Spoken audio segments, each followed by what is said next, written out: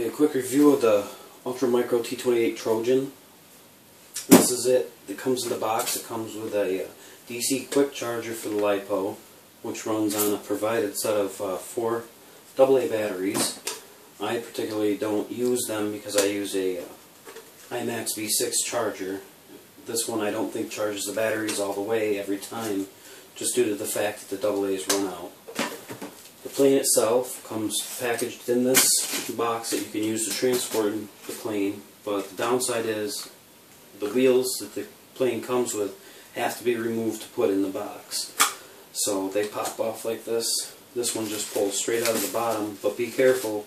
I find sometimes when you pull it out of the bottom, it tends to poke through the foam because it's a hook. I don't use them because I belly land and hand launch it, so I don't know much more about how they work as far as landings and takeoffs go. But this is the plane itself. It's a little under 16 inches wide, and this video is going to show a modification that I did to the ailerons. This plane is the first plane I've gone through that's a 4-channel that I picked up after practicing with the Parkzone champ.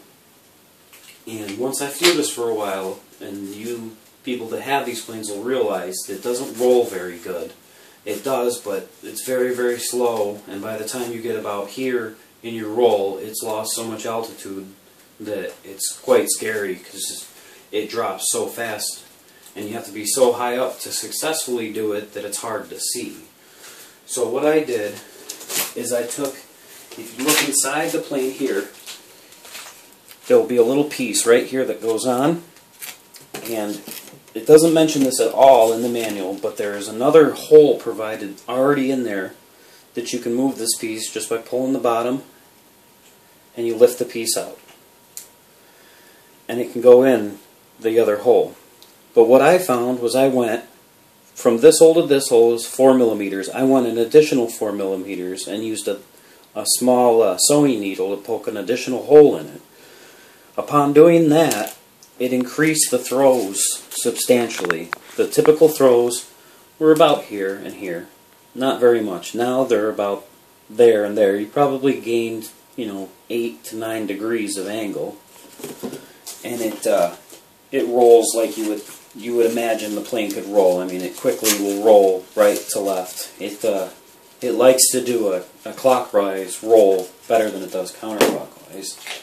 And the last modification I did was a part that you can pick up from RC Fun Labs, and what it is it's a prop saver. It's the small piece here, threads onto the airplane just like your stock prop would, which is here. Once that's on there, the kit that's provided from RC Fun Labs gives you 2 choices of props that come with it. One of them is a GWS 5040, which is the gray one, and then a GWS 5043. As you can see by looking at them compared to the stock prop, you can just imagine the difference in power that they have. This one will give you, I'd say, out of 20% gain, this would be a 10 and this would be 20. I couldn't ever see flying the plane without these on there. I mean, the kit's under $10 and you wouldn't believe the power difference. I mean, it's unbelievable. And for reference, when you put this on, it snaps on here like this. It's on, and then you get this very small rubber band that just clips on one side. You roll it in your fingers, it snaps on. It's ready to go. That way the prop doesn't fly off and you lose it. And for a little note here, I use a set of forceps to put them on, because I found that if the prop does pop off and you have to put the prop back onto the prop saver, it takes a little bit of force, and if you don't have something there holding the shaft, you'll end up working the motor loose and you'll end up with a really bad vibration. So I highly recommend using a set of forceps or a small pair of needle nose pliers just to put this on. That's it. I hope you liked the video, and leave me some feedback and let me know. I do own quite a few of the Ultra Micros, and any modifications that I do make to future ones, I'll make a video and upload it. Thank you.